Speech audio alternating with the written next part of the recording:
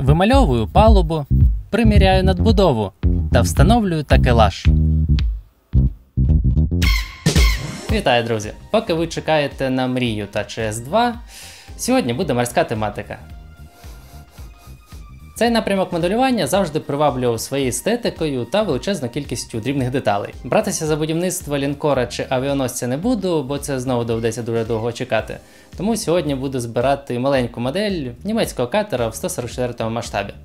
Це дозволить дізнатися, які техніки краще підходять для цих моделей, та й взагалі зануритись в атмосферу безкрайніх просторів та стихії води. Що особливо актуально після перегляду відео роботи морських безпілотників Головного управління розвідки України.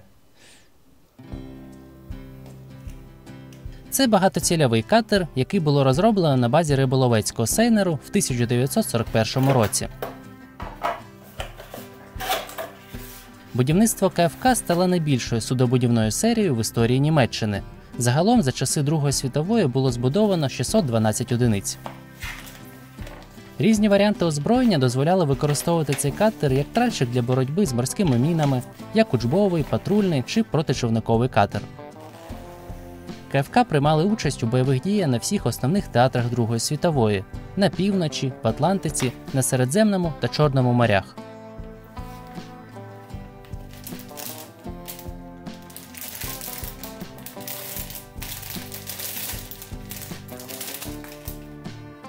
Це модель катера в масштабі 1 до 350. Мініатюрність розмірів відразу викликає бажання зробити діораму з маяком на кам'яному схилі та бурхливим океаном. Мені дуже до вподоби саме мініатюрність цієї моделі, а якщо її трохи доопрацювати, можна отримати високодеталізовану копію прототипа. У виробника цей же катер представлено і в масштабі 1 до 144.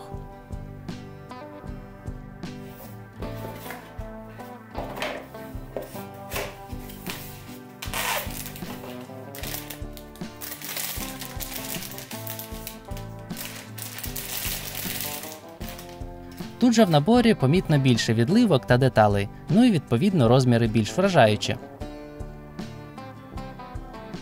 На цьому прикладі добре видно закономірність, що при зменшенні масштабу вдвічі площа ж зменшується в 4 рази. Здавалося, різниця масштабів незначна, але філософія цих моделей зовсім різна, і мені це подобається.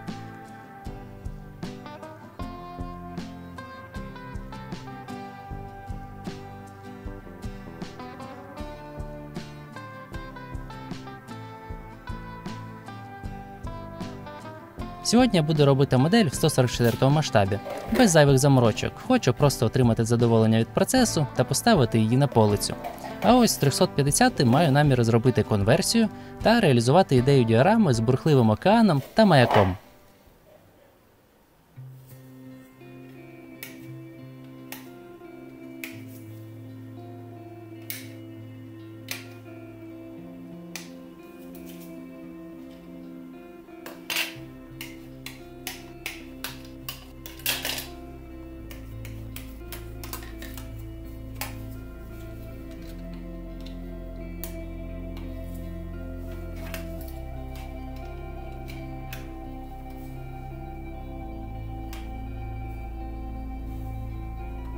На палубі та дерев'яних елементах катера буду робити імітацію фактури деревини. Для цього беру наждачну губку з 320 зерном.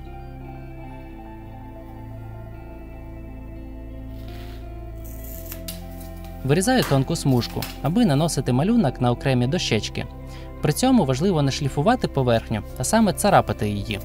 Роблю це обережно, аби не пошкодити деталювання палуби.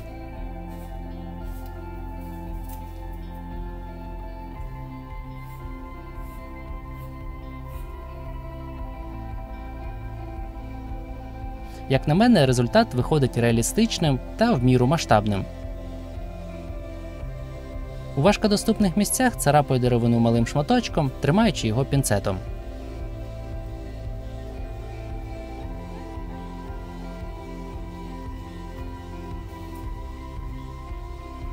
Важливо пройти повністю всю палубу, аби не залишилось гладких плям. Так само виділяю бортові дощечки.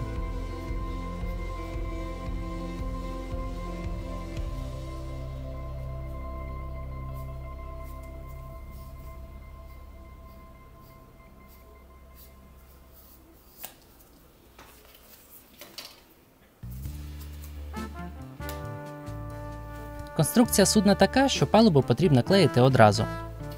При фарбуванні кораблів доводиться маскувати багато елементів, тому можливість пофарбувати борт окремо від палуби трохи спрощує задачу. Але в даному випадку такий варіант неможливий. Вклеюю палубу та в першу чергу фарбую деревину.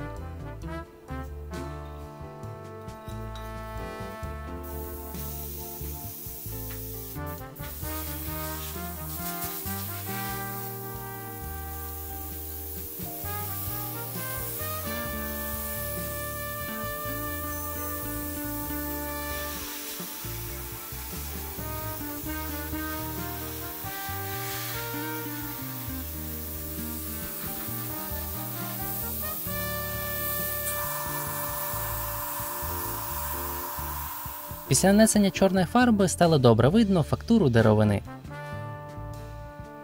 Тепер головне базовий колір нанести тонким шаром, аби не замилити фактуру.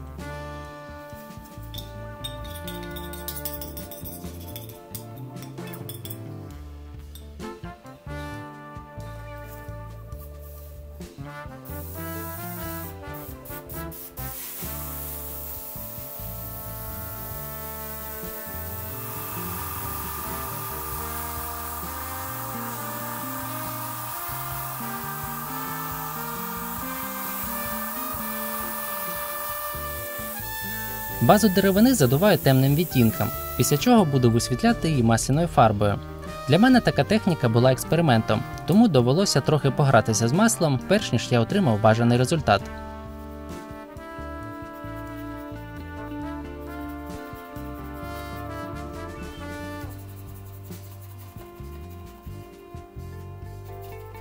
Це перша спроба. Вийшла рівномірна світла деревина.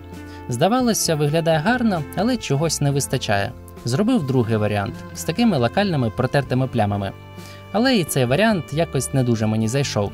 Змив масло, перефарбував базу та отримав третій фінальний варіант. Тут мені вдалося підкреслити окремі дощечки та їх фактуру. Видно, як кожна має свій малюнок, а в загальному вигляді палуба світла та без плям. Це плюс-мінус те, що я хотів отримати. Масло сохне помітно довше за акрил, тому відставляю модель та збираю надбудову.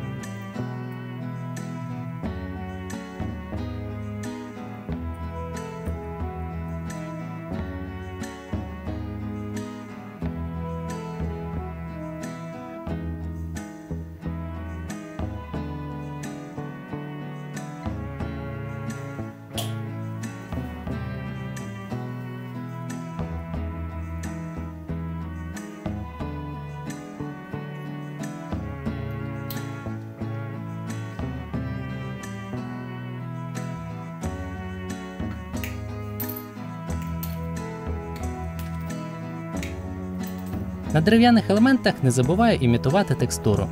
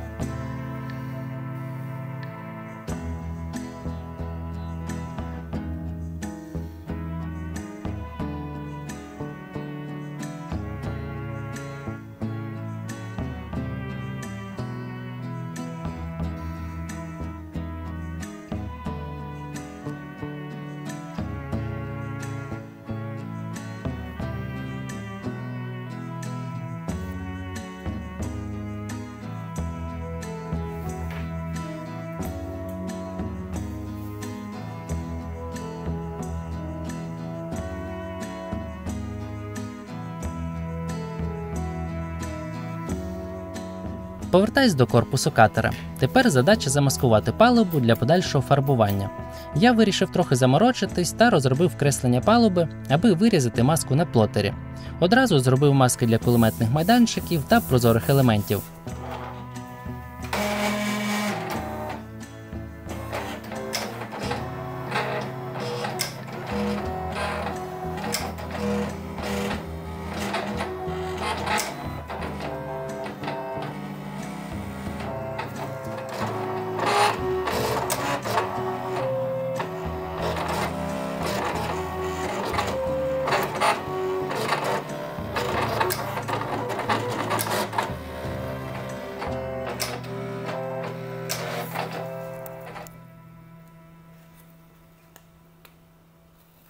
Для зручності нанесення маску палуби розділив на 3 ділянки. Кому будуть потрібні ці маски, пишіть мені в Instagram.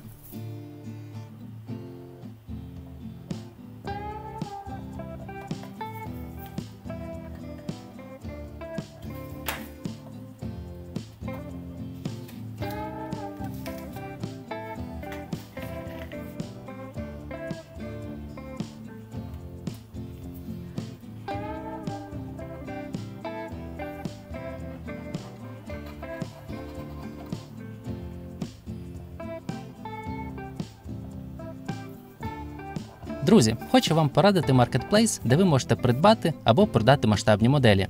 Violet має аукціонну систему торгів та налічує нескінченну кількість розділів. Тут ви можете знайти деталі для свого старого велосипеда, рідкісну коробку від сирників та навіть масштабні моделі. Розділ масштабних моделей має 200 сторінок різноманітних лотів, лімітовані моделі Hot Wheels, 3D-друковані моделі танків, безліч колекційних автомобілів та мій улюблений розділ з залізницею. На Violet можна знайти вкрай рідкісні пропозиції – цифрові декодери, вагони, рейки та локомотиви. Якось мені вдалося придбати 4 набори присипок діарам від Faller. Продажу таких ніде не знайти, а на Violet є. Спеціально для вас я виставив на продаж свою модель Байрактару, тож бажаю успіху в торгах. Violet – це знахідка для колекціонерів. Тут можна знайти просто все, що завгодно. Тепер задача приклеїти всі можливі деталі, які не будуть заважати при видаленні маски. В мене вже був досвід роботи з кораблями різних розмірів, і зачасту я окремо фарбував всі дрібні деталі та потім клеїв на пофарбовану палубу. Але таким чином збільшується шанс запачкати модель клеєм, та і в цілому зменшується якість фарбування та надійність фіксації деталей. Тому моя порада – за можливості клеїти максимальну кількість деталей на модель, а вже потім фарбувати.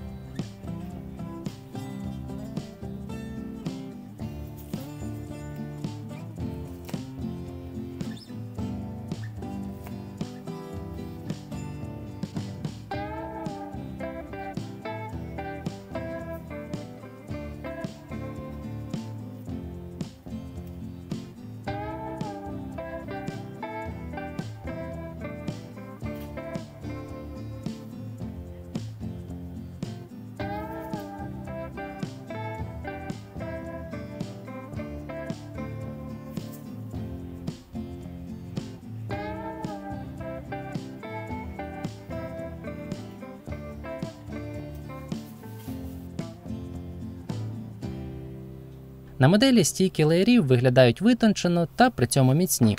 Залишається лише приклеїти трос. Для цього встановлюю мідний дріт, який добре піддається деформації для імітації провисання троса.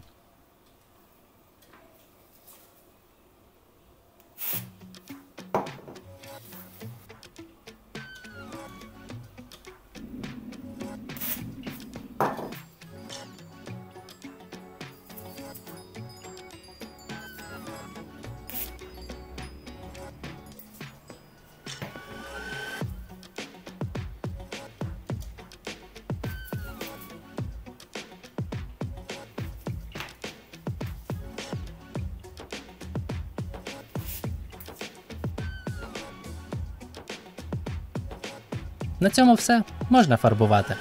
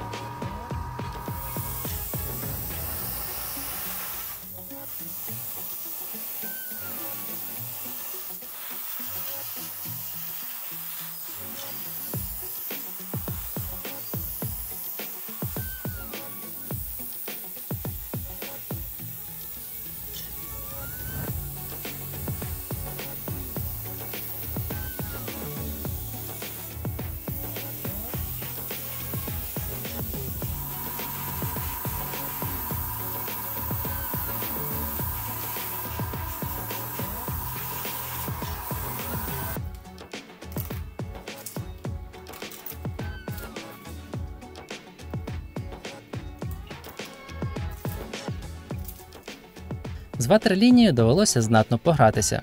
Форма корпусу фігурна та має складні переходи. Так що, виставляючи лінію під одним кутом, все виходить рівно, а трохи нахиляючи, лінія ставала кривою. Врешті-решт, тримаючи модель на витягнутій руці, вдалося вивести плюс-мінус пряму лінію.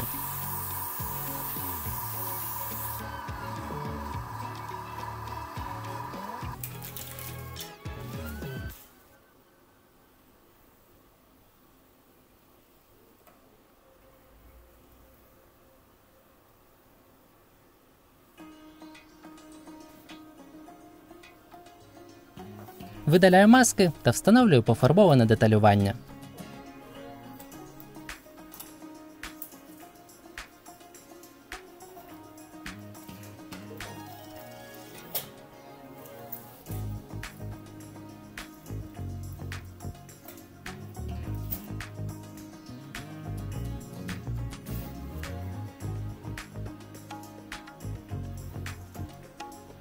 Для покращення вигляду барабанів лебідки маю наступну ідею. Беру білу тонку нитку, яка по своїй суті повторює будову металевого троса, та просто наматую на барабан.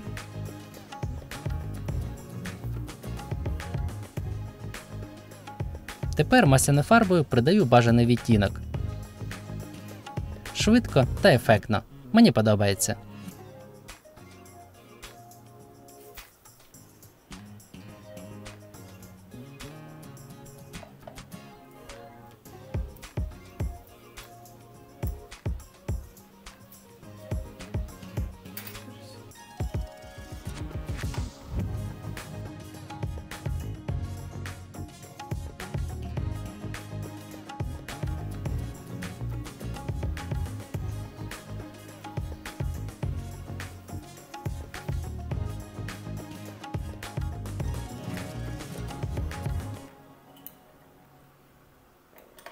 Друзі, дякую за каву та окрема дяка моїм спонсорам за вагомий внесок у розвиток каналу. Все, що ви бачите, створено завдяки вам. Дякую.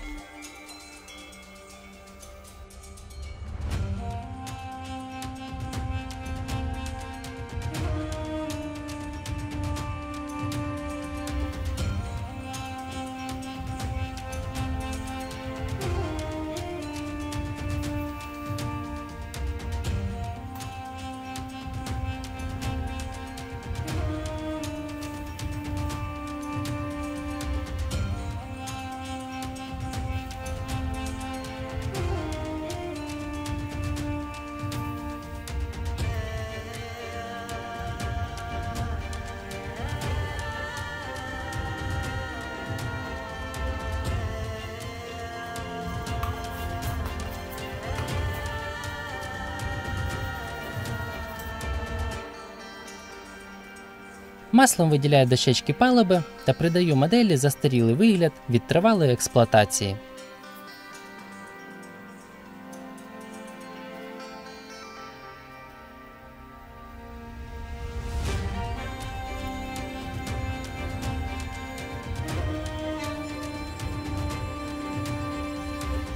Останнім кроком встановлюю такелаж та модель готова.